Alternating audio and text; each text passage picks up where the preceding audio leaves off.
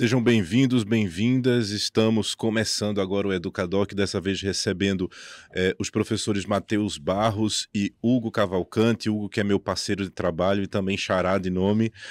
O professor Matheus Barros, que é professor do Departamento de Música da Universidade Federal de Pernambuco, atuando no curso de licenciatura em música e no programa de pós-graduação em música. Também é doutor em música. Mestre em Educação e licenciado em Música pelo UFPE. Matheus também foi pesquisador visitante da University of Delaware, espero ter falado certo, e atua na área de música com ênfase em educação musical nos seguintes temas: formação e atuação de professores de música, aprendizagem baseada em problemas, metodologias ativas, educação musical, tecnologias e cultura participativa digital. Matheus, seja muito bem-vindo. Obrigado, Hugo. Obrigado pelo convite. Obrigado por estar aqui com o Hugo também, né? A gente vai ter que fazer essa diferenciação, né?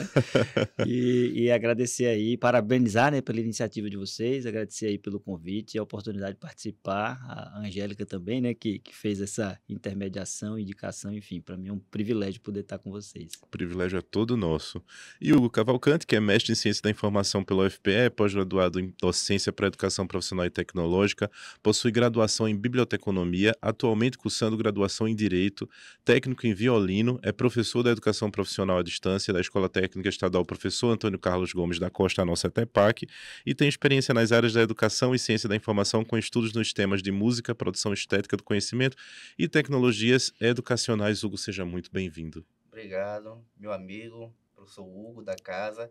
Obrigado, Matheus, pessoa queridíssima, extremamente competente, que atendeu esse convite, meio que em cima da hora, né, para conseguirmos fechar a pauta aí pro Educadoc, para essa série de programas dentro da área de música, né? Que bom falar sobre música, cultura e educação, e ainda mais aqui, que é a educação profissional e tecnológica, né? Então vai ser muito bom. Vamos lá, vamos começar. Eu sou o Hugo Regis, hoje a gente está com a produção da queridíssima Angélica Renepon e estamos com captação do queridíssimo Isaac Santana. Vamos começar, não é? Professores, o que é educação musical? É uma excelente pergunta e ela daria uma série de programas aqui, né? Porque essa definição epistemológica, por assim dizer, da educação musical tem sido uma perseguição da própria área da educação musical. Então, para a gente poder definir o que é educação musical, a gente precisa primeiro definir o que é música, né? Então, a gente parte do pressuposto que música é uma linguagem artística de criação intencional e humana, que é culturalmente construída e que tem como material básico o som. Essa é uma definição da professora Maura Pena, e ela traz essa ideia de música enquanto linguagem. De fato, no campo da música, a ideia de música como linguagem ela é quase unânime, obviamente. Como nas nossas ciências humanas, né, a gente tem as diferentes interpretações, mas ela só é possível a partir de uma perspectiva da linguística, né, a perspectiva enunciativa discursiva, lá do Mikhail Bakhtin, né, aquele russo, né, linguística já é complexo, né, e um russo fazendo, né, é bem interessante, né, mas essa ideia da música como linguagem, ela traz para a gente algumas coisas e que influenciam na ideia da educação musical. Primeiro de tudo, que por ser uma linguagem, ela pode ser, os esquemas de comunicação dessa linguagem pode ser aprendidos por qualquer pessoa. Então isso a gente já quebra o mito do dom, de que música é um dom e que pessoas agraciadas têm essa possibilidade. Não, música todo mundo pode aprender música. A segunda coisa é que música ela é culturalmente construída. Então, inclusive a professora Maura ela diz o seguinte, o melhor nome para a gente chamar não é nem música, a música são as músicas, porque se diferentes culturas forjam diferentes organizações estético-sonoras, diferentes pessoas, diferentes culturas, em diferentes tempos vão fazer diferentes músicas. Então essa ideia de músicas no plural, ela até coloca com S entre parênteses, né, músicas, ela vai dizer o seguinte, isso dá para a gente a possibilidade de não fazer juízo de valor, nem validação, nem valoração de um gênero musical por sobre o outro. Então, caminhando um pouquinho mais a partir desse pressuposto do que é música, a gente pode definir o que é educação musical. Tem um educador musical alemão, que é o Rudolf Dietrich Kramer, que ele vai dizer o seguinte, que a educação musical ela se ocupa do estudo das relações entre pessoas e músicas, no que tange os processos de apreensão e de transmissão desta linguagem. Você vai ver... Então, veja como é interessante isso, né? Você parte de uma ideia de construção sócio-histórico-cultural da música. entendendo ela como esse ente cultural, e entendendo que a educação musical ela vai estabelecer, ela vai se ocupar desta relação entre pessoas e músicas, nos seus mais diversos, nas suas mais diversas facetas. E quando a gente pensa no Brasil hoje, quando você fala de educação musical, você tem pelo menos dois sentidos. Um primeiro sentido é esse sentido da música, de um campo do conhecimento. Então, há uma definição, por assim dizer, epistemológica. Então, hoje você pode dizer que... Tem pessoas que vão dizer que a educação musical é um subcampo da música, então é uma área da música. Outras pessoas já dizem assim, a gente já tem estofo suficiente para dizer que a educação musical é um campo autônomo, porque ela é essa zona de fronteira entre música e educação, né? Está ali naquela interseção. E outras pessoas vão dizer que tem um outro sentido, isso é a professora Josamara Souza, lá da Federal do Rio Grande do Sul, que vai dizer que esses dois sentidos, tanto de campo de conhecimento, tanto um sentido de práticas de ensinar e aprender música nos mais diferentes contextos. Então, onde houver processo de transmissão e apropriação de ensino e aprendizagem de música, a educação musical está lá. O que é que eu quero dizer com isso? A educação musical, ela se inteira dos processos de ensino e aprendizagem do contexto escolar, mas ela também se inteira do processo de ensino e aprendizagem musical que ocorrem no grupo de maracatu, que ocorrem na igreja protestante católica, que ocorre no centro, no terreiro, enfim. Onde tiver gente ensinando e aprendendo música, a educação musical vai estar lá estudando. A gente sabe que, a partir desses contextos, tanto escolares ou não escolares, vai ter gente que tem consciência de que está ensinando, e vai ter gente que tem consciência de que está aprendendo, e vai ter gente que não tem sequer a consciência de que está ensinando ou de que está aprendendo. Mas a educação musical, ela vai estudar esses processos de ensino e aprendizagem de música. E aí, assim, só tentando encerrar, a gente precisa lembrar que a gente se relaciona com a música de 3 maneiras.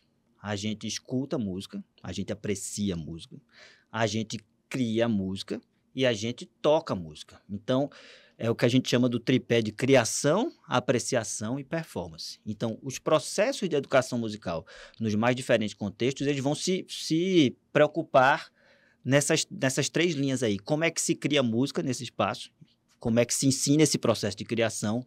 Como é que se aprecia a música, se escuta, e não é uma apreciação qualquer, é uma apreciação entendendo quais são os elementos da música, a forma, os materiais sonoros, os caracteres expressivos, né, que a música tem a partir das escolhas sonoras, e como é que se toca a música, como é que se ensina, né, essa execução musical. Seja no mais alto nível, né, tipo o Hugo assim, tocando violino, aquela coisa toda, seja o processo de performance musical de uma sala de educação infantil, de bebês. Porque eles podem executar música, eles podem apreciar música, eles podem criar música. Sim. Então, a educação musical ela tem essa gama aí muito ampla de processos de estudo. Então, de maneira mais básica, seria isso. Mas você tem ramificações da educação musical também. Então, você tem áreas como sociologia da educação musical, filosofia da educação musical, psicologia da educação musical. Então, é um mundo, para quem desconhece, assim, a gente, poxa, tem isso tudo? Tem. Não só nos contextos de educação básica, mas também nos mais diversos contextos, sejam eles de ensino superior, enfim, escolares, não escolares, essa onda toda aí que a educação musical está. Que bacana, Matheus. Eu queria perguntar para Hugo, porque a gente fala sobre sentir música e Hugo é um grande entusiasta da música, né? Então, para onde ele vai, ele fala sobre música, ele conversa sobre música. E Hugo, tu tem um percurso grande, cara. Você já fez um monte de coisas, né? Como violinista, não é isso? Violinista que chama, não é isso? Violinista. Me fala um pouquinho desse teu percurso, Hugo, com a música. E eu vejo também que na tua formação você buscou outras áreas, né? Você foi fazer outras coisas, mas a música não sai de você, né? A música... Assim... Como foi essa tua escolha pela música? Como é que você chega na música? Como é que ela chega até você? Isso, que bom. Sempre me chamou a atenção a música, e a partir da fala do professor Matheus, na transversalidade dela nas disciplinas. Então, sempre procurei trazer, dentro da área de informação e comunicação, na biblioteconomia, nas letras também, essa transversalidade, o que é que ela pode trazer de contribuição para o pensamento estético, o pensamento de produção de conhecimento, o pensamento do artista como alguém, um autoempreendedor nos seus processos criativos, como é educar, como é aprender, e a música ensina isso fortemente para a gente. a fase de cognição, de recuperação da informação, de usar essa informação que está no mundo para criar um projeto, um referencial musical. Nomes como Sivuca me vêm à mente em cheio quanto a esse processo. Então, é muito rico querer aprender com os artistas e a música que não se prende a nada, porque existe a partir do tempo. Isso é o maior mistério. Entende? Tudo que eu consegui trazer para a biblioteconomia, para essa informação, foi dentro dessa área musical. O que é que ela tem para ensinar?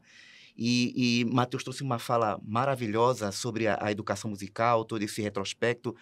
Dentro da educação é mais forte ainda, porque educar é criar um projeto humanístico. É um projeto de formação humana. Então, desde a paideia do homem grego, do Verger, né, que ele usa na formação do homem grego, primeiro começa na música. Tem que ensinar música, desde os elementos fundamentais, porque ela está em tudo no dia a dia.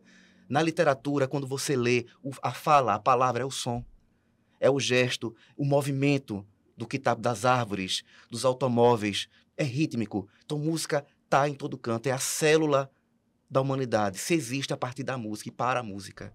Então, ela está em todo o contexto, na educação, na informação, no conhecimento. Então, trazer a música para o centro da educação, em todas as vertentes, dentro das letras, dentro dos processos de formas de criação, dentro da criatividade, dentro da matemática, da interdisciplinaridade. Veja a riqueza, o movimento que a gente quer resgatar na transversalidade da música, na articulação do ensino médio, por exemplo. Trazer elementos da matemática, que já é conhecido, para fomentar, fortalecer a educação. E aí eu penso, trazendo essa sardinha para o nosso lado aqui da educação profissional, como a articulação curricular pode fortalecer ainda mais o ensino médio e fomentar esse artista, esse músico, mesmo seja um técnico, na educação profissional, né? Que riqueza nós teríamos pensar, por exemplo, numa escola, um modelo de escola que eu tenha a educação profissional, o ensino médio articulado à educação profissional com música integrada. A gente tem para as outras áreas, de segurança do trabalho, na química, para engenharia mecânica, para mecatrônica. Na nossa ETEPAM, por exemplo, vem essa escola. Mas imagina, por exemplo, a gente poder dar uma formação integral para o aluno que tem essa sensibilidade comunicacional com a música já desde o ensino médio.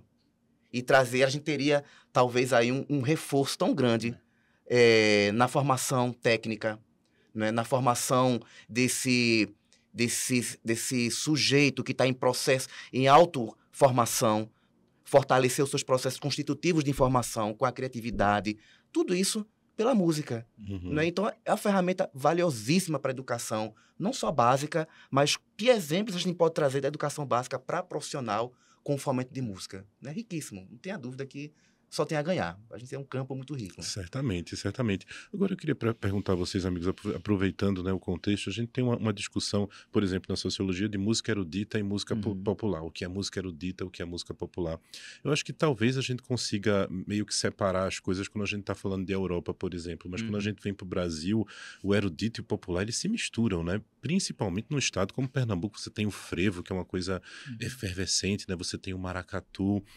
Como seria a gente dialogar sobre música erudita e música popular aqui? E outra coisa, né? A gente tem os instrumentos clássicos da música erudita que estão ali dentro da música popular também, né? Eles se misturam. Pernambuco tem um movimento muito forte que é o Mangue Beat, que mistura instrumentos e mistura ritmos. Como seria a gente conversar sobre música erudita e música popular pensando no contexto de Brasil, Nordeste, Pernambuco, Recife?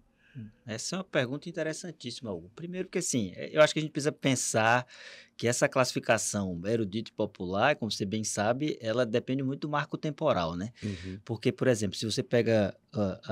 hoje a gente se senta para assistir uma suíte do Bach, do Johann Sebastian Bach. Só que suíte é um conjunto de peças de dança que eram música para ser tocada, seria banda de baile da época, né? Então, assim, o que se tornou o erudito, no seu momento criativo, provavelmente era algo popular, né? Então, quando a gente pensa nessa dicotomia, e de fato ela existe, ela é presente no nosso meio e ela interfere bastante no processo educativo musical. Fato é que esse corpo dos grandes compositores, e a gente precisa parar e pensar, né? Essa música erudita, ela é uma música europeia, ocidental, branca e masculina. A gente não estuda as grandes compositoras, né? Aqui no Brasil a gente ainda estuda Chiquinha Gonzaga e olhe lá, né? Mas quando você pega esse corpo grande de compositores europeus, são compositores, né? Homens, né? Brancos, da Europa Ocidental. Quando você, né? Na faculdade de música, quando a gente tá lá pro fim é que vai estudar russos, tchecos, aquela coisa toda. Mas peraí, né? E Europa é só aquilo ali, né? Então, é essa força, né, obviamente, econômica que esses países tiveram, né, e todo esse processo colonizatório que houve no Brasil, e isso sedimentou, em especial com a formação do Conservatório de Paris, um modelo que a gente chama modelo conservatorial de ensino de música, que é com foco na formação do instrumentista, na formação do performer. E essa formação do performer, ela é uma formação tanto quanto rígida, no sentido de que ela vai procurar desenvolver altas habilidades de performance musical, mas ela vai valorizar essas habilidades a partir de um repertório que não é definido. O aluno não tem a participação na definição do repertório. É um repertório definido por quem detém o capital cultural. E quem detinha o capital cultural na Europa daquela época definiu que a música, para se aprender, para ser um bom músico, seria a música dita erudita, nas suas diversas vertentes, seja ela medieval, barroca, clássica, romântica, moderna, enfim. Esse corpo de música, que era um corpo europeu, ocidental, branco, masculino, foi que virou aquilo que a gente costumeiramente chama de música erudita, erroneamente chama de música clássica, né? Mas clássico é um período ali, né? E isso meio que se enraizou, esse modelo de formação do instrumentista e do performer de alta habilidade. E o que acontece? Ele é um modelo um tanto quanto autoritário, a depender de como é pensado. Não estou dizendo aqui que os conservatórios são autoritários, mas o que eu quero dizer é o seguinte: esse é um modelo que o aluno não tem qualquer participação naquilo que é a definição do seu currículo, ou seja, é esse tipo de música que você vai tocar, é isso que vai acontecer, assim, assim, assim, você vai tocar desse jeito, vai ser desse jeito e pronto, acabou. E, em geral, essa ênfase na formação do instrumentista, do performer, ela acaba sublimando outras habilidades que são necessárias para ser musical. Então, a musicalidade, ela não é só cantar e tocar bem o instrumento. Você precisa saber desenvolver o seu ouvido de maneira tonal e rítmica, você precisa saber... Lembra que eu falei das maneiras com as quais a gente interage com a música, a gente cria, a gente escuta, a gente toca. Sim. A gente precisa ser fluente nessas outras diversas facetas da música. E aí o que acontece é que esse modelo, e principalmente esse modelo é um modelo tutorial, né? Então sou eu e você, eu lhe dou uma aula específica. Então pense que é um modelo tutorial, como é que esse modelo vai ser desenvolvido na educação básica? Complexo, né? 40, 50 alunos, aquela coisa toda. E resume o ensino de música ao tocar o instrumento. Quando a performance é uma das formas com as quais a gente interage com a música. Fantástica, perfeita, maravilhosa, linda, mas é uma só das. E aí esse modelo, ele meio que se enraiza e a gente tem um grande choque quando a gente vai implementar a música na educação básica, que é como reproduzir um modelo que é extremamente diretivo, que é extremamente... O professor sabe e você é o cara que não sabe nada. Lembra muito aquilo que Paulo Freire definiu enquanto educação bancária. Você tem alguém que sabe, que domine, e uma pessoa que é uma conta vazia na qual vai ser depositada uma série de conhecimentos que são delimitados por alguém que detém um capital cultural. E aí, essa é uma grande bronca. Porque você tem manifestações musicais diversas que compõem aquilo que é um corpo musical de uma cultura. E aí, como eu falei, música enquanto linguagem culturalmente construída. E aí você tem a validação de determinado gênero musical e a completa desvalidação do outro. E aí, como é que vai ser isso? Né? Como você falou, aqui em Pernambuco a gente tem uma diversidade musical absurda. A gente pensa aqui no litoral, mas, por exemplo, quando fala de educação profissional tecnológica, eu me sinto muito bem, porque antes de trabalhar na universidade, eu fiquei 9 anos no Instituto Federal. E aí essa coisa da educação profissional tecnológica pulsa bastante ainda, né? Então, eu trabalhei no sertão de Pernambuco, então ali no Vale do São Francisco, ali em Petrolina. Então, você pensa, por exemplo, o tanto de ilhas que o Rio São Francisco tem e o tanto de sambas que existem naquelas ilhas. E aí, mas será que uma instituição em Petrolina eu vou trabalhar moza, bar e tal? Também, mas por que não incluir essas coisas, né? Então, a gente tem um ranço grande ainda, e é um motivo grande de debate no campo da educação musical, de repensar maneiras de ensinar e conteúdos. Então, por exemplo, essa maneira tutorial, ela é completamente impossibilitada no âmbito da educação básica. Você vai pegar 50, 60, 70 alunos numa turma só, né? Será que aula de música no ensino básico é só ensinar um instrumento? Não. É também, mas não é só. Então, você tem uma discussão grande que vai resvalar no cerne da sua pergunta. A gente precisa validar essas outras músicas. A gente precisa dar espaço para essas músicas, não só no currículo da educação básica, mas também na educação superior, né? Porque você passa anos estudando um tipo de música e, às vezes, na prática, a teoria é outra, né? Você chega ali, e aí? O que é que esses meninos escutam hoje? Ah, mas você fala daquilo que seria a canção da periferia do Brasil. Mas hoje, até mesmo dentro da periferia, os meninos estão sendo influenciados pelo K-pop, aquela coisa toda, tu entende? Sim. Então, como se relacionar com isso? É uma questão que valeria, que eu estou vendo ali a plaquinha de 5 minutos, mas isso valeria uma série de outros programas, sabe? Porque Sim. é um negócio muito, muito complexo, né? Exato. E o que o Matheus está dizendo, tão forte isso. Eu, por exemplo, a formação que você tem em instrumento é a formação tradicional clássica. Os estudos que você tem que fazer para violino, cello, Kreutzer, Dante, Fiorillo, Mazzas. Não sabe nem falar os nomes, né? É tão difícil. Pessoal europeu. E quando a gente vai se encarar um repertório contemporâneo, um Almeida Prado, um Francisco Mignoni, as articulações do som são diferentes. E porque... mestre Salustiano, que nem aparece, né? E aí? E você tem que articular aquilo porque é uma linguagem popular. Eu não me sinto preparado, por exemplo, porque o aprendizado que a gente teve foi aquela caixinha para tratar do romantismo, do classicismo vienense, do pós-romantismo, neoclassicismo. E você fica, nossa, não tem aquele... Porque faltou isso, essa aquisição, talvez, de uma linguagem, dessa sensibilização maior. E isso é complexo, realmente. Tem que ter muito cuidado. Existe preconceito do erudito com o popular, porque eu percebo que existe um status para quem usa determinados instrumentos. O violino é um deles, né? O piano, por exemplo, existe um status aí. Como é que é isso na tua experiência?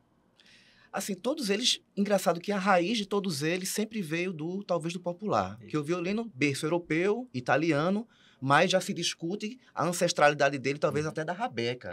Li algo a respeito sobre isso, mas aquela coisa, como o professor Matheus disse, é da onde se fala, não é?